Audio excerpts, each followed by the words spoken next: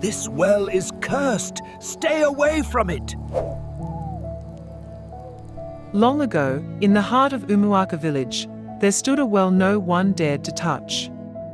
The elders warned that it was cursed, that whoever fetched its water would awaken the wrath of restless spirits. For years, the people obeyed in silence. But when a terrible drought struck and children began to die of thirst, one desperate family broke the rule.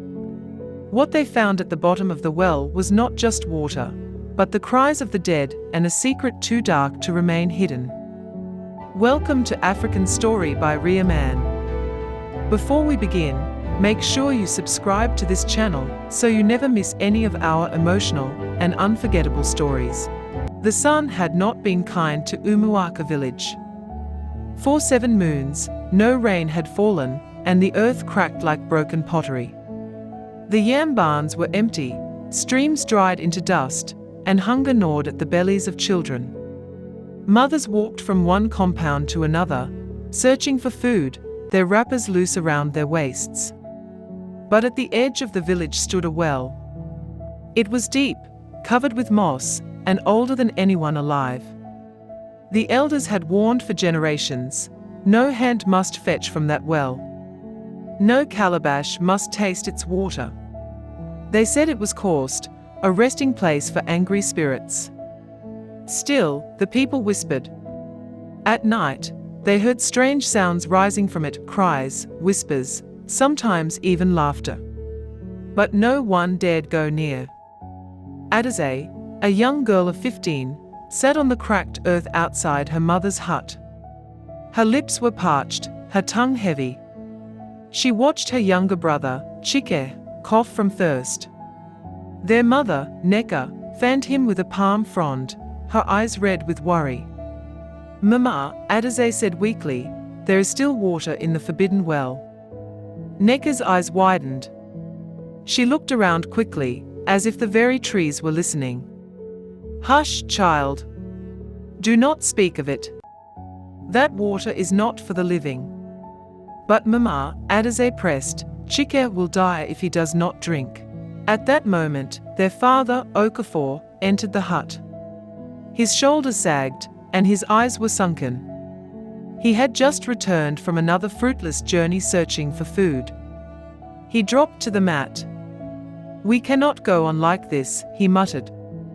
The little millet we had is gone. The streams are bones. What do the elders want us to do? Watch our children die? His wife looked at him with fear. Do not speak against the elders. But Okafor's face hardened. If the gods wanted to punish me, let them do so. Tonight, I will fetch water from that well.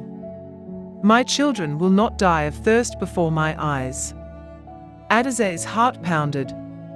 The forbidden well. She had always felt a strange pull toward it, ever since she was little. She remembered how, on moonless nights, she thought she saw figures moving near it. But she had never dared go close. That night, when the village slept, Okafor took a clay pot and walked into the darkness.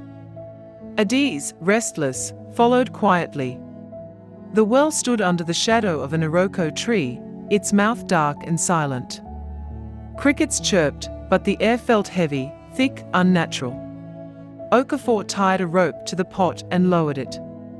As it sank, a strange sound rose from below, like the low hum of voices, murmuring in unison. Adise shivered. She wanted to cry out, to stop him, but her throat tightened. When the pot returned, it was full. The water glowed faintly under the moonlight. Papa, it is not ordinary, Adise whispered. Okafor ignored her. He lifted the pot and drank deeply. Then he handed it to her. Drink, my daughter. Adise hesitated, staring at the shimmering liquid. Her lips trembled. Something in the water seemed alive. Still, she raised it and drank. It was cool, sweet, and soothing. But as it slid down her throat, she felt something stir deep inside her, as if another voice had entered her chest. She dropped the pot, gasping. Okafor frowned. "What is it?" But before Adise could speak, she heard it. A voice, cold and distant, whispering her name, Adise. Adise. Her blood froze. The well had chosen her. The morning after Adise drank from the forbidden well, Umuaka village stirred with a strange unease. The Harmattan breeze was dry and sharp, coating every tongue with dust. Children whimpered, and goats bleated weakly in their pens. Yet inside Okafor's compound, something unusual was happening. Adise had not slept. She lay on the raffia mat, eyes wide, her ears ringing with voices only she could hear. They whispered endlessly, chanting in a language both familiar and strange. Sometimes they sounded like women wailing, other times like men arguing. When she closed her eyes, she saw visions, shadowy figures circling the well, their hands stained with blood. Her mother noticed. "Adise, why are you staring into space like one who has lost her mind?" Adise opened her mouth to answer, but the words twisted. "Mama, they are calling me." "Who?" Neka asked, alarmed. Adise's lips trembled. "The ones inside the well." Neka slapped her quickly, fear flashing in her eyes.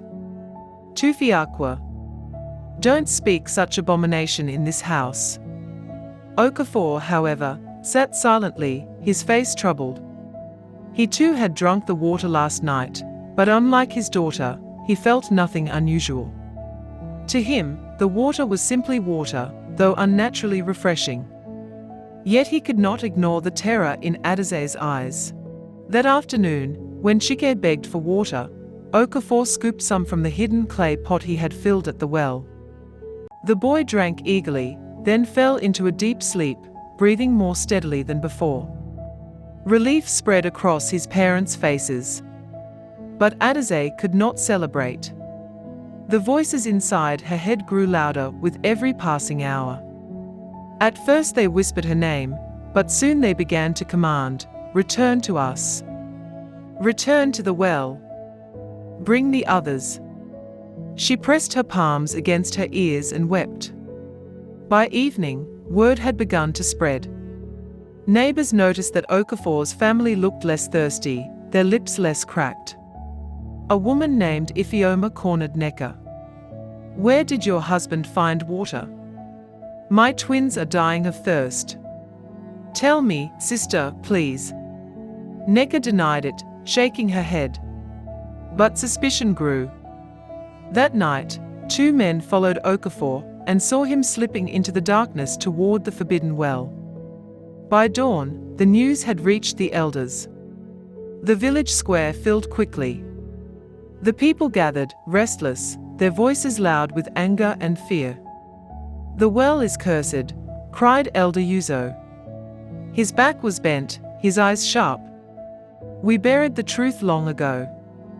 Has Okafor forgotten the covenant of our fathers?" Others shouted too, "He has defiled the land. He has awoken what must never be awakened." Okafor stood before them, holding Adise by the hand. His voice was firm, though his eyes darted nervously. "I fetched water because my children were dying. The gods will understand. What good are laws if they kill the innocent?" The elders murmured in disapproval. Elder User raised his staff.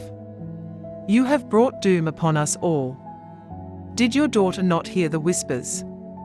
Gasps erupted from the crowd. All eyes turned to Adise. Her chest tightened. She wanted to deny it, to remain silent. But the voices within her swelled like a drumbeat, forcing the words out. "They call me every night," she confessed, her voice trembling. "They say the well was sealed because of blood. They say the elders know the truth." The square fell silent. The elders exchanged uneasy glances. Some villagers muttered among themselves, suspicion creeping into their voices. "What truth?" a woman shouted. "What are they hiding from us?" Elder User slammed his staff on the ground. Silence. This child speaks with the tongue of spirits. She has been tainted. She must be cleansed before the shrine. 2 men rushed forward, seizing Adise. Neka screamed and tried to shield her daughter, but they pushed her aside. As Adise was dragged toward the shrine, the voices in her head laughed, echoing like thunder. The truth will come. The blood will speak. That night, bound before the shrine of Ani, the earth goddess, Adise closed her eyes. She no longer resisted the voices. Instead, she let them flood through her. Images flashed in her mind, a group of men standing by the well many years ago, holding torches, their faces grim. They pushed struggling figures, women, children, into the darkness, sealing the well with chants. She gasped, tears streaming down her face. She knew the faces. They were the ancestors of the very elders who now judged her. The whispers grew into a roar. Tell them, Adise. Expose them. Free us. And in that moment, Adise realized, the well was not caused by the gods. It was caused by men. The only sound in Umuaka village was the low rustle of the iroko trees and the distant howl of a hungry dog. But inside the shrine of Ani, the earth goddess, there was no peace. Adise sat bound to a wooden stake, her hands tied with raffia rope. A small fire burned in the center of the hut, its flames throwing restless shadows against the mud walls. The elders sat in a circle, their eyes fixed on her. Elder User, the oldest among them, leaned on his staff, his face grim. The child is no longer herself, he declared. The spirits have entered her. She must be cleansed, or she will bring ruin upon us all. Adise lifted her head slowly. Her eyes glowed faintly in the firelight, as though lit by something beyond her. Her voice was steady but strange, layered, as if many spoke through her. It is not I who bring ruin, she said. It is you. Your hands are red with the blood of the innocent. The elders shifted uncomfortably. Murmurs rose among them, but User silenced the others with a wave of his staff. Child, you know not what you say. But Adise's gaze pierced through him. I saw it. I saw what you did. Many years ago, when the drought came, you made a sacrifice at the well. Women and children were thrown into its depths. Their cries still rise from the darkness. Their blood cursed the water. The words fell like stones in the hut. The younger men gasped. Even the other elders avoided Adise's eyes. One of them, Elder Chima, shook his head violently. Do not listen. The girl is bewitched. The spirits lie. But User's jaw tightened. He knew the truth. He had been there as a boy, watching his father and the other elders seal the well. They had said it was necessary, that the gods demanded sacrifice to save the village from famine. But deep inside, he had always known it was an abomination. Adise continued, her voice echoing, the well is not cursed by the gods. It is cursed by your evil. And now, the dead will not rest until the truth is spoken, until justice is done. At that moment, the fire in the shrine roared higher, crackling as if fed by unseen hands. The villagers gathered outside screamed. Shadows swirled above the roof, and a chilling wind swept through the compound. Okafor, who had been held back by guards, broke free and rushed into the shrine. Leave my daughter, he shouted, shielding Adise with his body. But User raised his staff. You fool! Do you not see? The spirits are using her to expose us. If she speaks further, the entire village will turn against the council. We cannot allow this. Adise's body shook violently, her eyes rolling back. Her voice, deeper now, boomed, they are coming. The ones you buried. They will rise. They will not forgive. The villagers panicked, some fleeing into the bush, others falling to the ground in prayer. Neka clutched Chike and cried, "What is happening to my daughter? What have you elders done to us?" But the elders remained silent, their faces pale with guilt. Suddenly, Adise's bonds snapped as though cut by invisible hands. She stood, trembling, her body frail yet filled with power. Slowly, she walked toward the shrine's doorway. No one dared stop her. The voices guided her steps. "Take us home. Take us to the well." The crowd followed at a distance as Adise moved through the village, her feet bare, her wrapper dragging in the dust. Her father and mother trailed behind, terrified but unwilling to abandon her. The night sky seemed darker, the moon hidden, the stars swallowed. When they reached the forbidden well, the air grew colder. The villagers gathered in a wide circle, afraid to go too near. The Iroko tree loomed above, its branches swaying though no wind blew. Adise stopped before the well. She raised her hands, her voice trembling but loud. "Here lies the truth. Here lie the bones of the innocent. And until their cries are answered, Umuaka will never know peace." At once, a chilling wail rose from the well, so loud that many villagers covered their ears. The ground shook, and a foul stench filled the air. Then, before their eyes, water began to bubble and rise, spilling over the edge of the well. The once clear liquid was now red, like blood. The villagers screamed, some falling to their knees. Elder User dropped his staff, his face stricken with terror. "It is true," he whispered. "All these years, we thought we could bury it. But the dead do not forget." Adise turned slowly, her eyes sweeping across the crowd. "You asked why the drought will not end. You asked why the land rejects you. It is because you built your lives on blood. And now the dead demand justice." Her words cut through the night like a blade. The villagers began to murmur angrily, turning toward the elders. Fingers pointed, voices rose. "They killed our ancestors," someone shouted. "They cursed our land," another cried. The elders huddled together, fear written on their faces. They knew the tide had turned.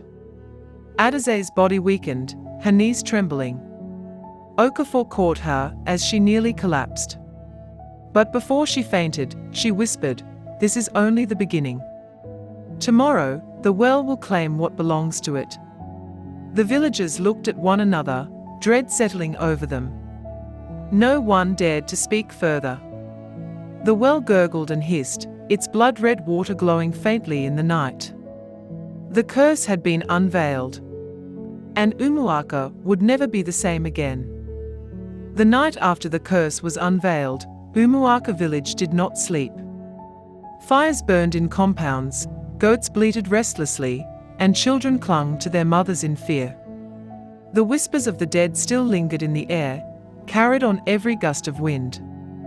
No one dared to go near the forbidden well, yet all knew it was waiting. Inside Okafor's hut, Adise lay on a mat, her body weak, her lips pale. Neka wiped her daughter's forehead with a damp cloth, whispering prayers. Okafor sat at the doorway, staring into the dark, his face drawn with worry. "Papa," Adise murmured, her voice barely a whisper, "they will come tonight." "Who will come, my daughter?" Okafor asked, leaning close. "The dead," she said, her eyes fluttering open. "They want to be free. They want to take those who betrayed them." Neka trembled, clutching her wrapper tightly. "Kai Chineke. What shall we do?" Before Okafor could answer, the sound of the village gong echoed across the night. Borm. Borm. The summons of the council. "The elders have called a meeting," Okafor muttered grimly. When they arrived at the village square, the place was already crowded. Torches lit the night, casting long shadows on frightened faces. The villagers murmured among themselves, their eyes darting nervously toward the well in the distance. Elder User stepped forward, leaning heavily on his staff. His voice was hoarse, his face haggard. "People of Umuaka," he began, "you have heard the voices. You have seen the signs. What was buried in darkness has returned. We confess, our fathers made sacrifices at the well, believing it would save the land. But instead, it cost us. Now the dead demand justice." Gasps rippled through the crowd. Some wept, others shouted angrily. "You killed our mothers," one woman cried. "You buried our children alive," another screamed. The crowd surged forward, their anger hot, but Adise's voice cut through the chaos. She had been carried to the square by her father, her frail body resting against him, yet her words rang with strength not her own. "They do not want your anger," she said. "They want truth. They want the guilty to pay." The crowd grew silent. Every ear turned toward her. At that moment, the ground beneath them trembled. A cold wind swept across the square, extinguishing half the torches. From the direction of the well came a low rumble, like the growl of something ancient awakening. The villagers froze. Then it began. From the well rose a mist, thick and red, spreading like smoke across the ground. Within the mist were shapes, shadows of men, women, and children, their faces twisted with pain, their eyes hollow. Their voices filled the air, a mournful wail that pierced every heart. The people screamed and fell to their knees. But the spirits did not harm them. Instead, they moved slowly, drifting toward the elders. Elder User dropped his staff and fell to the ground. "Forgive me," he cried. "I was only a child. I only watched." But the spirits did not listen. They circled the elders, their cries growing louder. Elder Chima clutched his chest, gasping, before collapsing lifeless to the ground. Elder Obi staggered backward, but the mist wrapped around him, dragging him screaming toward the well. The villagers watched in terror, as one by one, the elders were seized. Some fell dead instantly, their hearts stopping from fear. Others were pulled by unseen hands toward the well, their cries echoing until the darkness swallowed them. At once, the mist rose higher, wrapping around User. But instead of pulling him into the well, the spirits lifted him into the air. His body shook violently, his eyes rolled back, and then he fell limp onto the ground. His chest still rose and fell, he had been spared, but broken, left with nothing but his shame. The spirits turned then toward the villagers, their cries softening. Adise's body shook as the voices spoke through her one last time. "The truth has been spoken. Justice has been served. But remember, the land remembers blood. Keep it pure, or the curse will return." With that, the mist slowly sank back into the well. The wailing faded, leaving only silence. The torches flickered back to life. The villagers rose slowly, still trembling. They looked at the well, then at Adise, their faces filled with awe and fear. The next morning, rain fell on Umuaka for the first time in months. It poured heavily, washing over the cracked earth, filling the empty streams, bringing life back to the land. The villagers danced in the rain, laughing and crying, their joy mixed with sorrow. But when they passed the forbidden well, they lowered their eyes and walked quickly. The water inside was calm once more, no longer red, but no one dared touch it again. From that day forward, the well remained sealed, not by fear of spirits, but by the memory of what men had done. And Adise, though young, was forever marked. Some called her the girl of the well. Others whispered she was a bridge between the living and the dead. Yet she lived quietly, her family by her side, her heart heavy with the voices she had carried. And though the village thrived again, a shadow lingered in every heart, a reminder that the past can never be buried, only faced. For Umuaka had learned a bitter truth: The earth does not forget blood. The moral of this story, the Forbidden Well, reminds us that the sins of the past cannot be buried forever. Lies and bloodshed may be hidden for a time, but the truth always rises, like water from the earth. Greed and betrayal destroy not just individuals, but entire communities, and the innocent suffer when justice is denied. To build a future of peace, people must confront their wrongs, confess their truth, and choose righteousness over secrecy.